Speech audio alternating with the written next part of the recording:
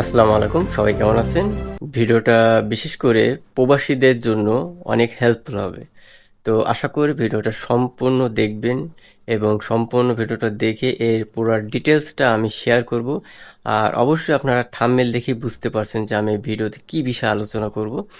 আর সর্বপ্রথম হচ্ছে একটা কথা, যে শুধু নিজের জন্য না, সবার জন্য উল্লেখ করে ভিডিওটা বেশি শেয়ার করবেন, লাইক কমেন্ট করবেন, যেন আপনার মতো যারা অধম আছে সবাই যেন ওই নিউজটা পায়।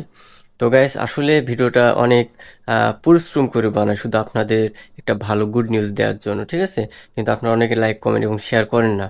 তো আপনাদের প্রত্যেকটা ভিডিও আমি কিছু টপিক এবং খুবই সুন্দরভাবে মানে বলার চেষ্টা করি, যাতে আপনারা খুব অল্পভাবে বুঝতে পারেন। তো আমি যে টপিক নিয়ে কথা বলবো সেটা অবশ্যই আপনারা থাম্বনেইলে দেখতে পাচ্ছেন।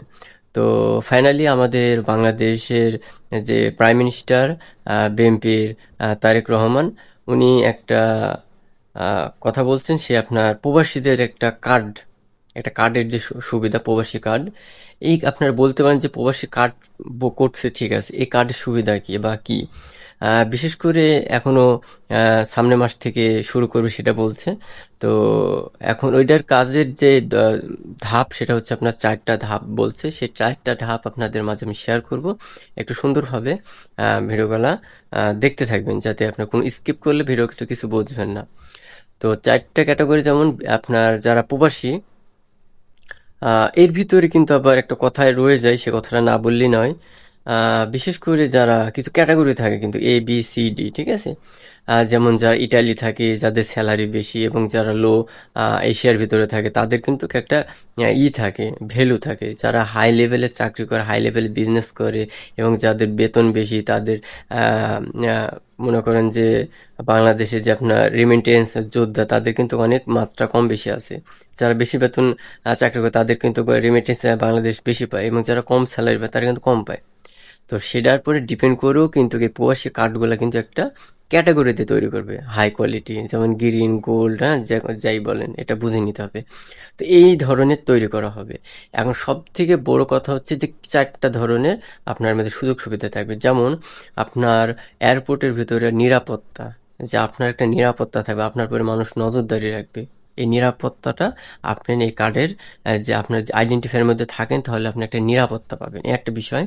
আর একটা বিষয় হচ্ছে যে আপনার ব্যাংকিং সুবিধা, মানে ডেবিট কার্ড ব্যাংকিং সুবিধা বলতে গেলে বোঝা যাচ্ছে যে আপনার যে একটা অ্যাকাউন্ট আছে, যে অ্যাকাউন্টের টাকা আপনি বাংলাদেশে শুধু খরচ করতে পারেন, কিন্তু আপনি কি বিদেশে খরচ করতে পারেন? এটা পারেন না। তো বাংলাদেশ সরকার আপনাকে এমন একটা সিস্টেম করছে যে ওই ব্যাংকের টাকা আপনি বাংলাদেশেও খরচ করতে পারেন, এবং যে দেশে থাকবেন সেই দেশ থেকে ওই ব্যাংকের টাকা উঠায় আপনি দেউলা হতে পারবেন খুবই সহজে সহজে। যে আপনি টাকাটা গুছা গুছা রাখছেন, আপনি চাইলে আপনি সৌদি আরবে ওই টাকাটা ব্যাংকের থেকে উঠায় আপনি যে কোনোভাবে খরচ করে আপনি দেউলা হয়ে যেতে পারেন, কোনো সমস্যা নয়। এই সুবিধাটা আপনার জন্য করেছে, যে আপনি সেভিং করে আপনি ওই দেশেই আপনি উঠায় আপনি দেউলা হতে পারবেন, একটা সুবিধা। আর থার্ড সুবিধা হচ্ছে আপনার এয়ারপোর্টে আপনি অগ্র অধিকার পাবেন। অগ্র অধিকার তো বুঝেন, যে স্পেশালি হয়তো আপনার জন্য সার্ভিস ভালো থাকবে, বা এসি রুম পাবেন সুন্দরভাবে, আপনার জন্য আলাদা একটা আপনার পরে নজরদারি থাকবে, ঠিক আছে? তো বুঝতেই পারতেছেন, সব কিছুকে আর বলে দেওয়া হয়, কারণ আমার থেকে আপনার নলেজ বেশি আছে। তো 3 নম্বর গেল। এবং 4 নম্বর হচ্ছে আপনার চিকিৎসা সুবিধা। দেখা যাচ্ছে আপনি তাবান, আপনি অসুস্থ, আপনার হয়তো ক্লান্ত, আপনার জন্য হয়তো বা কোনো চিকিৎসার ব্যবস্থা থাকবে, ঠিক আছে? এটা হচ্ছে আপনার শুরু করা হবে সামনের মাস থেকে, এই 4টার বিষয়। আরও আছে, যেমন মনে করেন যে বিভিন্ন ধরনের অফার, বিভিন্ন ধরনের ইত্যাদি ইত্যাদি, মনে করেন ডট ডট আরও থাকতে পারে। তো ফাইনালি এই কথাটা বলছে, রিলিজ হয়েছে, কিন্তু আসলে এটা কতটুকু কার্যকারিতা হবে, এটা বাস্তবে কতটুকু হবে, কারণ আমরা আমাদের বাংলাদেশের পলিটিক্স তো আমরা অনেকেই জানি যে আসলে মুখে যেটা বলে কাজে কিন্তু হয় না, ঠিক আছে? আসলে বলে অনেক কিছু, কিন্তু হয় খুবই সামান্য, ঠিক আছে? অনেক কিছু বলে। আসলে বাংলাদেশের যে পলিটিক্সটা, এটা হচ্ছে আবেগ, আবেগ আবেগ নিয়ে মানে পলিটিক্স করে। যখন হয়তোবা সে একটা যে কোনো একটা দলের লোক যখন পলিটিক্স করার জন্য একটা স্থানের মানে দ্বার প্রান্তে থাকে, তখন সে সফল হওয়ার জন্য কত কিছু যে আবেগ নিয়ে বলে সে নিজেও জানে না। মানে তার পায়ের নিচে মাটি থাক বা না থাক, সে কিন্তু জনগণের অনেক বড় বড় আশা দেখায়। কিন্তু যখন সে প্রতিষ্ঠিত হয়ে যায় কিন্তু সে ওই জনগণকে ভুলে যায়, এই আবেগ নিয়ে কথা বলছে, কিন্তু আবেগ নিয়ে কথা বলাটা এতটা সহজ না, ঠিক আছে? একমাত্র তারাই পারে যারা মুনাফিক, ঠিক আছে? আর ইমানদারদের কথা হচ্ছে যে যতটুক পারবে ততটুকুই বলে। তো গাইস, আমি কাউকে ছোট করতে চাচ্ছি না, বিষয়টা হচ্ছে এমন যে বাংলাদেশ সরকার যেটা করছে এটা প্রবাসীদের জন্য অবশ্যই ভালো, যে 4টা ধাপ দিয়েছে, আরও ইত্যাদি আছে। তো অবশ্যই ভালো হবে যদি এটার কার্যকারিতা খুবই গ্রহণযোগ্য হয়, কার্যকারিতা যদি ভালো হয়। কিন্তু কাজ আপনি বলতেছেন এবং সেটা কার্যকর হচ্ছে না এবং দুর্নীতি হচ্ছে, তাহলে কিন্তু হবে না।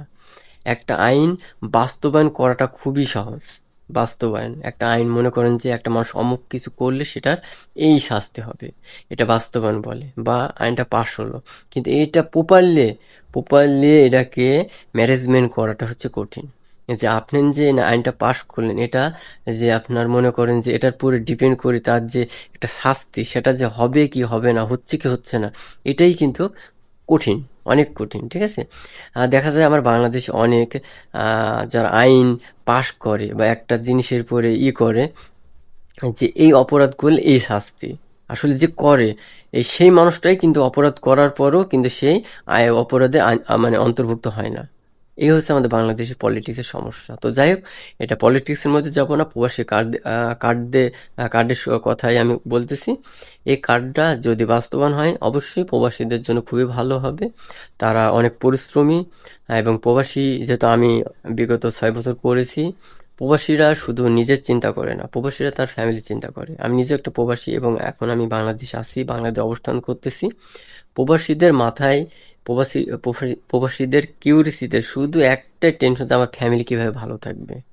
ঠিক আছে, আমার ভিডিওটা হয়তো বা অনেক লম্বা হয়ে গেছে। এই লম্বার মেন কারণ হচ্ছে যে আবেগ নিয়ে কথা বলতেছি আমি। আসলে আহ, বিবেক নিয়েও কথা বলছি, আবেগ নিয়েও কথা বলতেছি। আসলে আবেগটা এই জন্য হচ্ছে যখন প্রবাসী নিয়ে কথা হচ্ছে, কারণ একটা প্রবাসী যে কি পরিমাণ তার ফ্যামিলির জন্য পরিশ্রম করে, কিন্তু এই পরিশ্রমের মূল্যটা বিশেষ করে তার ওয়াইফ দিতে পারে না। তার ফ্যামিলি কে কতটুকু দিল ডাজন্ট ম্যাটার, কিন্তু বিশেষ করে এবং স্পেশালি তার ওয়াইফকে দেওয়া উচিত।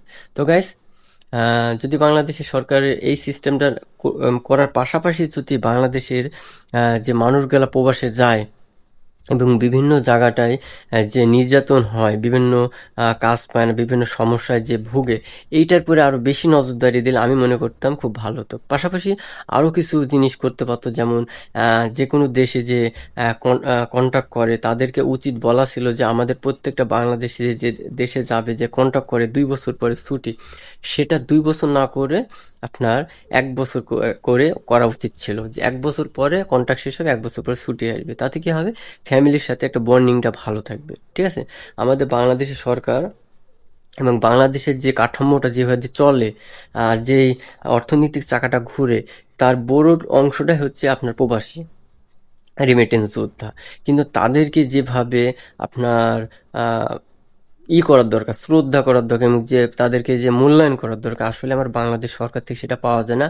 কোনো দল থেকে পাওয়া যায়নি এবং ভবিষ্যতে পাওয়া যাবে নাকি আমরা জানি না। তো বিষয় হচ্ছে এতটুকুই নিউজ বা এতটুকু আপডেট আমার কাছে ছিল, যেটা আমি প্রবাসী ভাইদের মানে প্রবাসী ভাইদেরকে আমি দেওয়ার চেষ্টা করলাম। আমি নিজেও একটা প্রবাসী, আলহামদুলিল্লাহ। প্রবাসী জীবনটা খুব কষ্টের হলো, সেখানে অনেক আনন্দময়। কিন্তু আমার প্রবাসী হয়ে আমার একটাই দেশ পছন্দ ছিল, সৌদি আরব। সৌদি আরবকে নিয়ে অনেকেই অনেক কথা বলেন, অনেক কটূক্তি কথা বলেন যে সৌদি আরব এই। আসলে সৌদি আরব আলহামদুলিল্লাহ ভালো, ঠিক আছে? হাতের 5টা আঙুল যেমন আহ, আহ, মানে সমান না, তেমন সৌদি আরবের মানুষগুলো সব সমান না, ঠিক আছে? আপনার বাংলাদেশ, আপনি বাংলাদেশের থেকে আপনি বলতেছেন সৌদি আরব মানুষ ভালো না, আপনার বাংলাদেশের মানুষ কি ভালো? আপনার কি বাংলাদেশ মানে সবাই ভালো? ভালো না। তো এরকম প্রত্যেকটা দেশে খারাপ ভালো মন্দ মানুষ সবাই আছে, ঠিক আছে? তো বিষয়টা ওইটা না, ওইটা হচ্ছে যে আগে নিজেকে ভালো হতে হবে, তারপর অন্যকে ভালো বলতে হবে। আপনি নিজে কতটুকু ভালো, তারপরে অন্যকে আপনার মানে আইডেন্টিফাই করুন। আগে নিজেকে আইডেন্টিফাই করে তারপর অন্যকে আইডেন্টিফাই করতে হবে। তো গাইস, ভিডিওটা অনেক বড় হয়ে গেছে। এখন এই প্রবাসী কার্ডের এই হচ্ছে ফ্যাসিলিটি। আসলে ফাইনালি এটা কি হবে সেটা আমি পরের যেটি নিউজ পাই অবশ্যই আপনার মধ্যে শেয়ার করবো। আর আরেকটা কথা বললেই না বয়, আপনার হচ্ছে যে এটা শুধু ওই ব্যক্তিরা পাবে যারা বিগত অনেক দিন ধরে প্রবাসে কাজ করতেছে, আপনার যাদের বিএমএটি একটা ম্যান পাওয়ার যে কার্ডটা আছে, এইটা যাদের আছে তারাই শুধু পারবে, এবং যাদের নাই নতুন তাদের তো আর বিএমএটি কার্ড পায় না, তারা ও নিবন্ধন করতে পারবে। ঠিক আছে, তো এতটুকু আপডেট ছিল গাইস। তো আশা করি আমার প্রত্যেক মানে ভিডিওটা দেখে আপনারা বুঝতে পারছেন যে আমি কি বিষয়ে আলোচনা করলাম। তো গাইস, ভিডিওটা লম্বা করব না, ভিডিওটা এতটুকু। অবশ্যই ভিডিওটা আমার চ্যানেলটা দেখে যদি উপকৃত হয় অবশ্যই লাইক, কমেন্ট, শেয়ার এবং সাবস্ক্রাইব করবেন, এবং পাশেই থাকবেন, আমার ফ্যামিলির সাথে জড়িয়ে থাকবেন। তো সবাই ভালো থাকবেন, সুস্থ থাকবেন, আল্লাহ হাফেজ।